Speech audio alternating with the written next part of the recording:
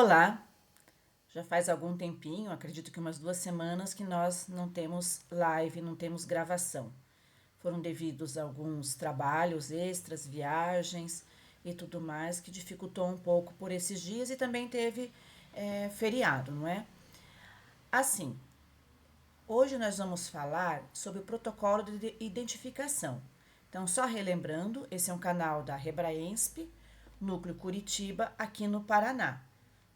Eu coordeno a rede, sou a enfermeira doutora Eliane Cristina Sanches Maziero e estou à frente do Núcleo Curitiba, onde nós temos as nossas reuniões e aí eu faço essas transmissões, geralmente às segundas-feiras, mas devido a eu estar para entrar de férias aí num ritmo bastante com muitas tarefas, muitas coisas para fazer no trabalho, em casa, coisas pessoais também, para deixar tudo pronto, acabou atrasando.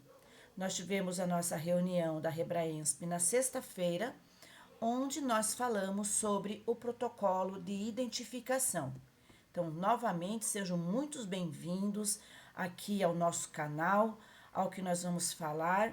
É algo importante que para alguns pode ser que já esteja até saturado o assunto, mas sempre temos alguma coisa a mais para aprender e para compartilhar. Então, vamos começar pelo protocolo de identificação. No decorrer, nós iremos trabalhar com todos os protocolos que compõem ali as metas de segurança do paciente, ok? Já ressaltando novamente que vou estar um tempo fora do ar, né? Vou estar em férias e preciso desse tempo para me recuperar, para a saúde, para estar bem, para que possamos retornar aí com força total, ok? Então vamos lá, o protocolo de identificação.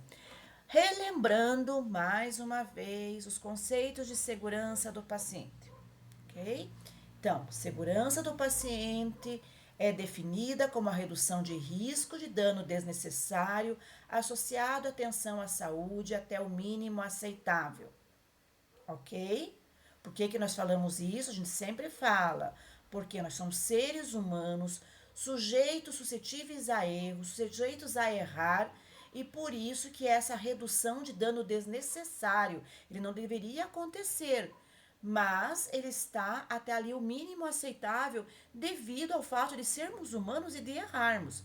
Porque erro é a falha na execução de uma ação planejada de acordo com o desejado ou o desenvolvimento incorreto de um plano. Já o evento adverso é um incidente que resulta em danos ao paciente. Eu posso ter cometido um erro, porém ele não chegou a causar dano. Porém, quando ele causa um dano ao paciente, por mínimo que seja, ele é considerado, então, um evento adverso. E aqui eu trago algo importante que deve ser trabalhado nas instituições. Quando estamos trabalhando, tentando implementar as questões de cultura de segurança, devemos muito trabalhar com essa questão aqui, ó. Erro, novamente, erro é a falha na execução de uma ação planejada de acordo com o desejado ou o desenvolvimento incorreto de um plano, ok? É diferente de violação. Violação é desobediência, infração, indisciplina, desrespeito. Aí está sujeito a penalidades.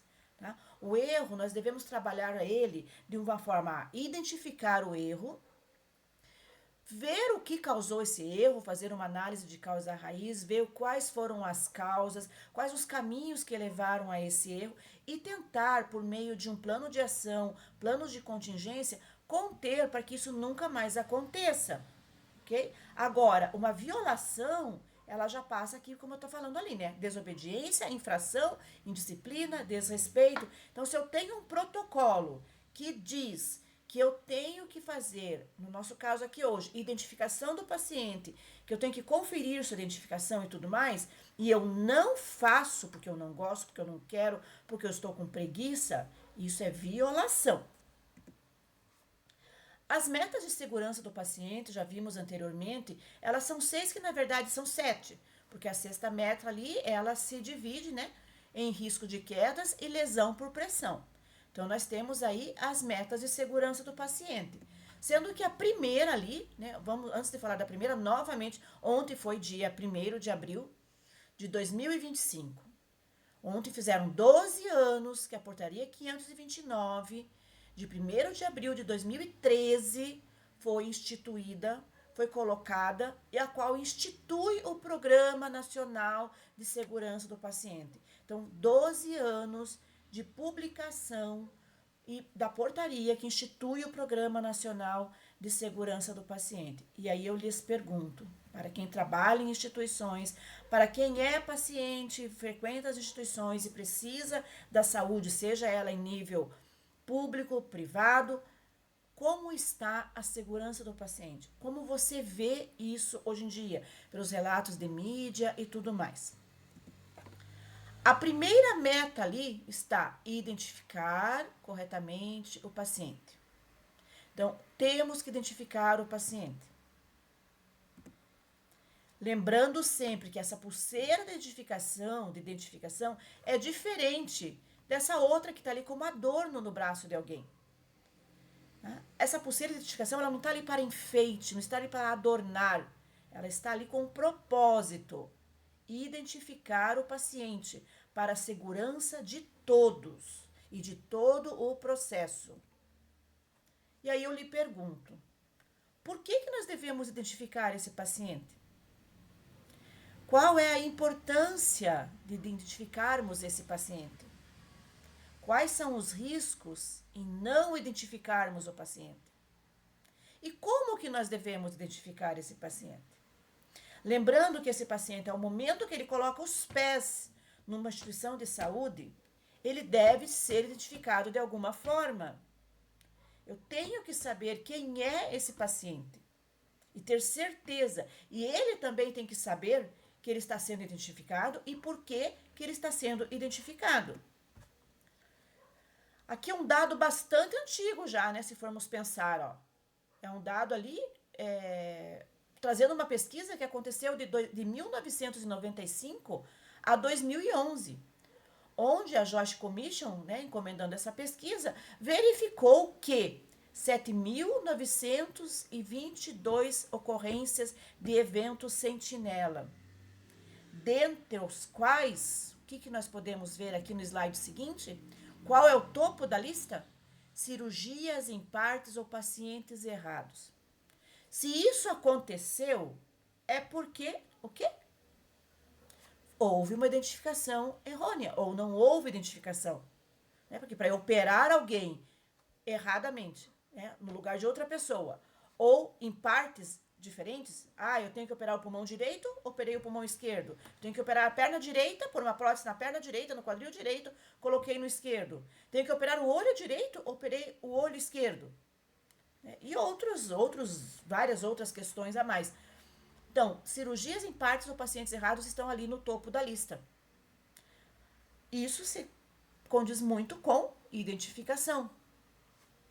A Anvisa coloca, então, né, o Ministério da Saúde, por meio da Anvisa, coloca lá, está publicado, qualquer um pode consultar os protocolos. O protocolo de identificação do paciente do Ministério da Saúde coloca que a finalidade do protocolo, ou seja, o objetivo do protocolo é garantir a correta identificação do paciente a fim de reduzir a ocorrência de incidentes. Vai ser impossível totalmente, 100%? Não, como já falamos lá, porque somos humanos, né? Porém, a fim de reduzir ao máximo que isso aconteça. Erros de identificação do paciente podem ocorrer desde a admissão até a alta do serviço, em todas as fases do diagnóstico e do tratamento. Se eu identificar ele erradamente lá na portaria, isso pode ir virando uma cascata que, se ninguém conferir e barrar, vai levar a danos ao final do tratamento. Falhas no processo de identificação podem levar a administração incorreta de medicamentos. Então, o medicamento não era para Maria, era para o João e eu dei para Maria. Coleta e liberação de exames.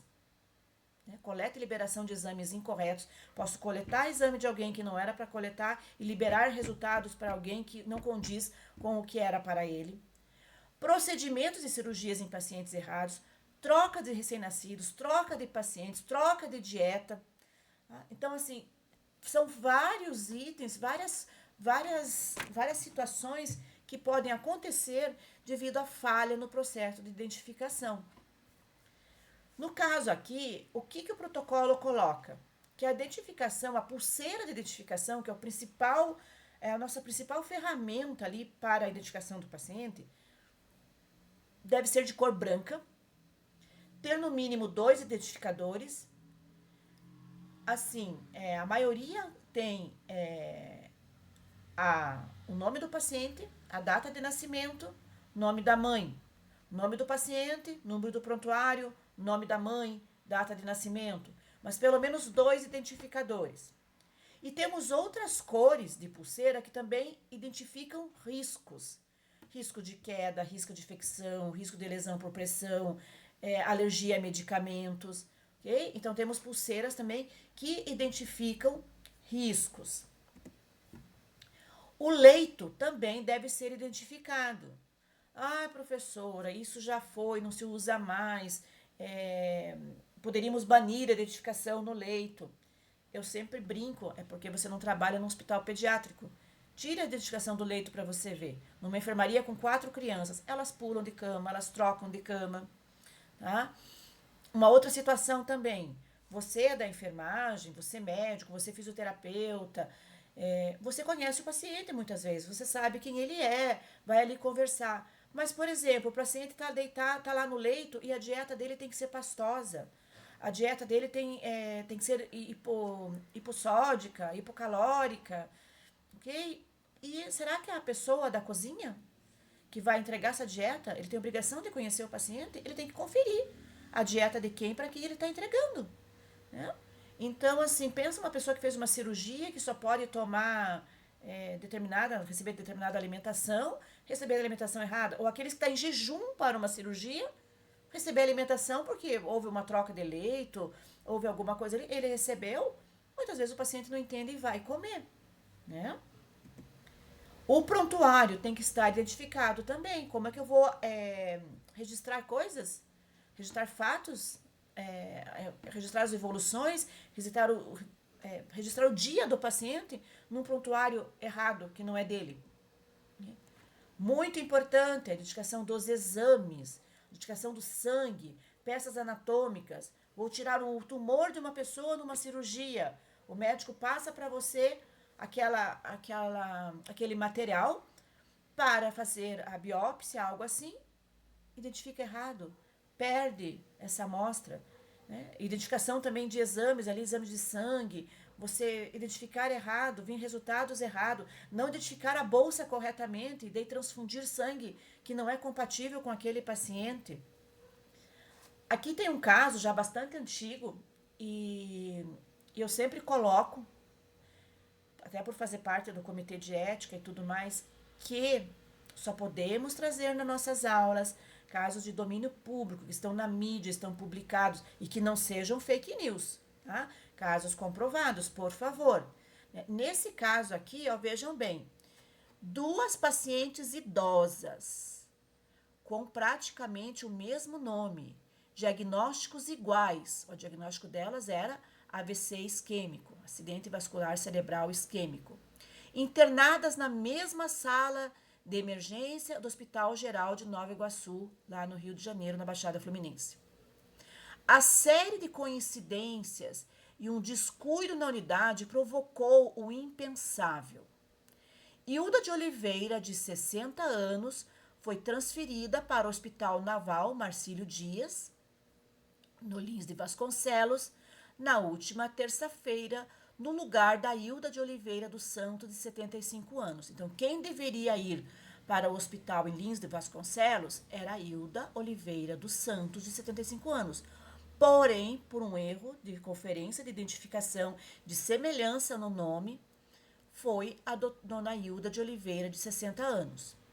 Constatado o engano, a Hilda de Oliveira retornou quase 9 horas depois, ou seja, ela saiu de Nova Iguaçu, foi para Lins de Vasconcelos, verificou-se o erro, vê esse transporte de novo, pega transporte, traz ela novamente para Nova Iguaçu.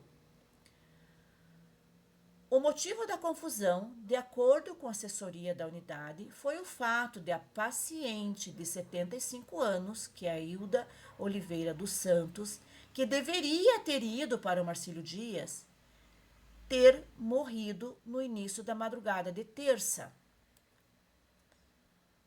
Quando a equipe do Marcílio Dias chegou a esta unidade, levou a paciente Hilda de Oliveira, de 60 anos, moradora de Mesquita. Ou seja, o negócio veio à tona, só veio à tona porque a outra paciente morreu. Morreu porque estava esperando um atendimento que não foi feito para ela, porque levaram a paciente errada. Ok? Cleide de Oliveira, filho da idosa levada por engano, também diz ali, né, que a situação de saúde da mãe dela piorou também depois desse episódio. Porque ela também deveria estar ficando ali sendo tratada no hospital onde ela estava e perdeu-se todo esse tempo de 9 horas. Então, antes da troca, minha mãe estava em coma induzido. E agora os médicos disseram que ela está em coma natural e vai ficar em estado vegetativo. Ou seja, uma morreu, porque esperou tratamento demais devido a outra ter ido para lá, e a que foi e voltou, né? Todo esse trajeto piorou o quadro e ficou em estado vegetativo. Ou seja, dano para as duas pacientes. Temos casos especiais que devemos cuidar quando vamos fazer a identificação do paciente. Na primeira foto ali, paciente queimado, grandes queimados. Ah, daí não tem pulseira.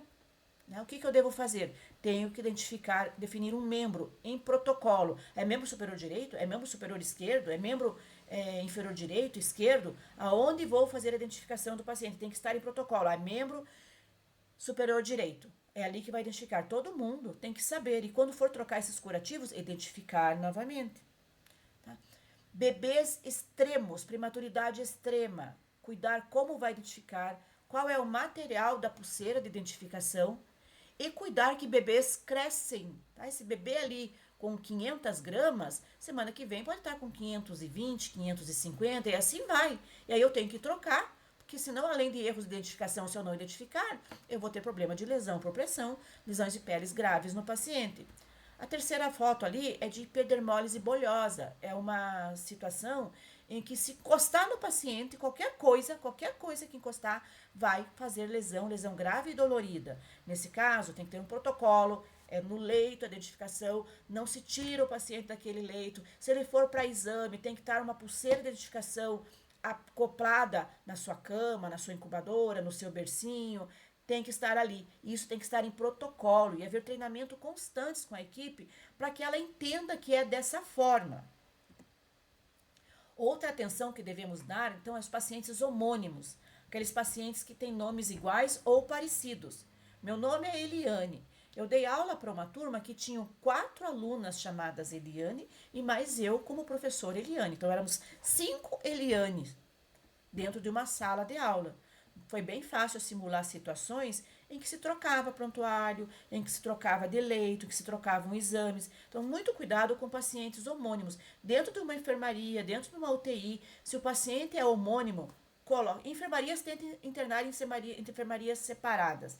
Em UTIs, tentem colocar esse paciente, coloquem esses pacientes longe, um lá na extrema direita, outro lá na extrema esquerda, para evitar ao máximo uma confusão com os seus nomes. Cuidar muito com os gemelares. Quando um gemelar nasce, quando um bebê nasce numa maternidade, ou ele é o R1 da Eliane, ou ele ele é o RN. R1 não, porque não é residente, desculpa. O RN da Eliane. Depois que ele é registrado, ele passa a ter um nome, Mariazinha. Nos casos dos gemelares, RN1, RN2, gemelar 1, gemelar 2, gemelar A, gemelar B.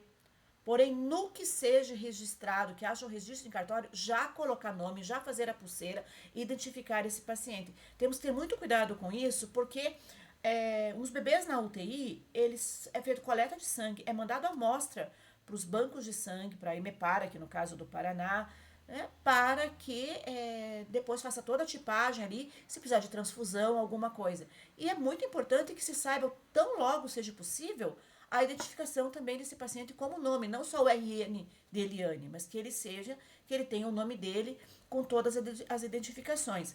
Aí, às vezes, as pessoas falam, mas eu já imprimi várias pulseiras e etiquetas para prontuário, para exame, tudo como RN de Eliane, e acabou de chegar a declaração de que ele foi feito o registro em cartório e agora é Maria da Silva.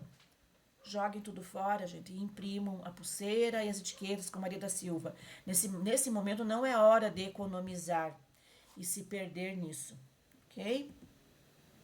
Vamos voltar aqui mais um pouquinho para falar algumas coisas que foram comentadas, então, na reunião da Rebraensp na última sexta-feira.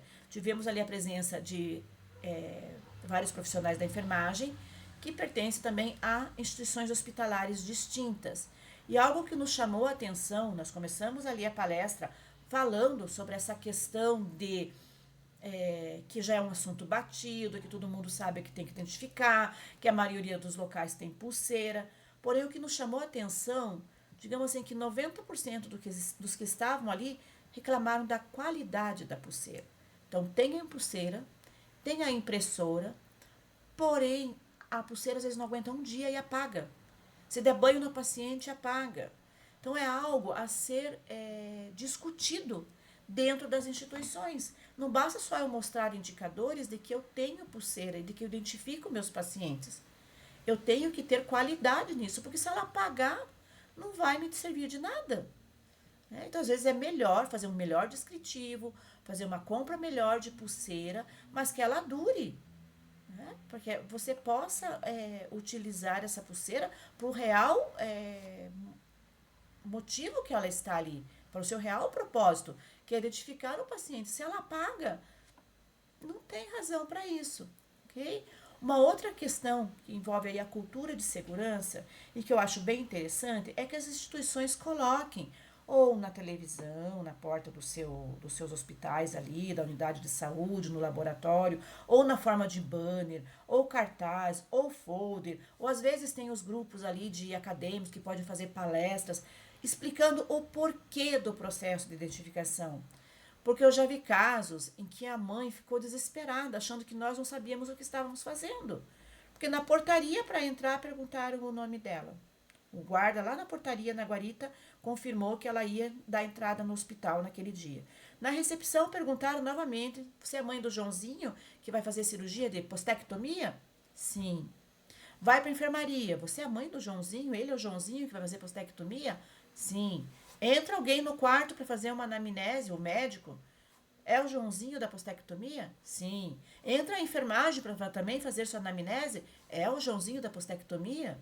Vai para o centro cirúrgico, vem alguém buscar para levar para o centro cirúrgico. É o Joãozinho da postectomia? Chega na porta do centro cirúrgico, a equipe vai receber, o anestesiologista vai receber. É Joãozinho da postectomia? Vai para cirurgias, muitas vezes no hospital infantil está permitido que a mãe, ali, a acompanhante, acompanhe pelo menos ali até o princípio da indução anestésica, vai verificar o anestesista ou o médico novamente perguntando. A pessoa fica insegura, ela vai dizer, meu Deus, eles não sabem o que vão fazer com meu filho. Eles não sabem o que vão fazer comigo, porque eles estão perguntando toda hora o meu nome. Então tem que explicar, tem que orientar a população de que é assim mesmo. Tá? É a dupla, tripla, quádrupla checagem, tem que estar o tempo todo, sim, checando quem é esse paciente, para que não haja erros. Aqui, novamente, o nosso cronograma das nossas reuniões presenciais. Então, estarei agora saindo em férias, com todas as atividades suspensas, porém, dia 23 de maio, teremos novamente, então, a reunião da Rebraensp. Ficou a enquete na nossa última reunião, se vão querer que continuem ainda com a reunião na Escola de Saúde Pública, no nosso auditório, ou se vão querer que sejam itinerantes em outras instituições, isso vai ficar a cargo do grupo, ok? Para que nós possamos definir. Mas, a princípio, na Escola de Saúde Pública, no Paraná, aqui em Curitiba, no dia 23 de maio. Tá? Pode ser possivelmente que em algum momento, Deus queira que não, haja alguma intercorrência, epidemia de gripe, epidemias de dengue, alguma coisa, e que haja necessidade de ter reuniões extraordinárias para alguma coisa.